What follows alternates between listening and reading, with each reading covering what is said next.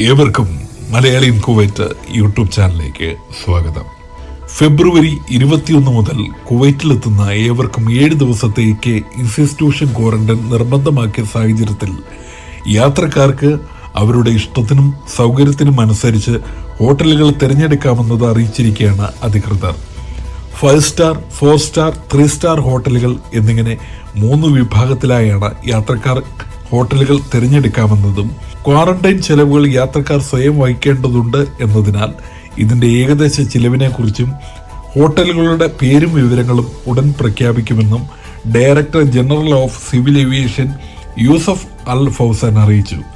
എന്നാൽ നേരിട്ട് പ്രവേശന വിലക്കുള്ള 35 രാജ്യങ്ങളുടെ അവസ്ഥയിൽ ഇതുവരെ മാറ്റങ്ങളൊന്നുമില്ല.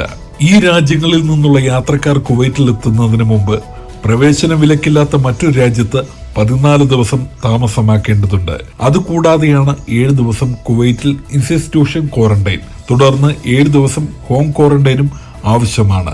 കുവൈറ്റ് അന്താരാഷ്ട്ര വിമാനത്താവളത്തിലെ വാണിജ്യ വിമാന സർവീസുകൾ പുനഃസ്ഥാപിക്കുന്നതുമായി ബന്ധപ്പെട്ട കാര്യങ്ങൾ കഴിഞ്ഞ ദിവസം സുപ്രീം കമ്മിറ്റി ചർച്ച ചെയ്തിരുന്നു. ഫെബ്രുവരി 21 ഈ കാര്യങ്ങളിൽ കൂടുതൽ വ്യക്തത വരുമെന്നാണ് യാത്രക്കാർ പ്രതീക്ഷിക്കുന്നത്. പുതിയ കോവിഡ് കേസുകൾ കഴിഞ്ഞ ആഴ്ച ഗണ്യമായി വർദ്ധിച്ചതോടെയാണ് യാത്രാ നിരോധനം ഉൾപ്പെടെയുള്ള കർശന നിയമ നടപടികൾ സർക്കാർ സ്വീകരിച്ചത്.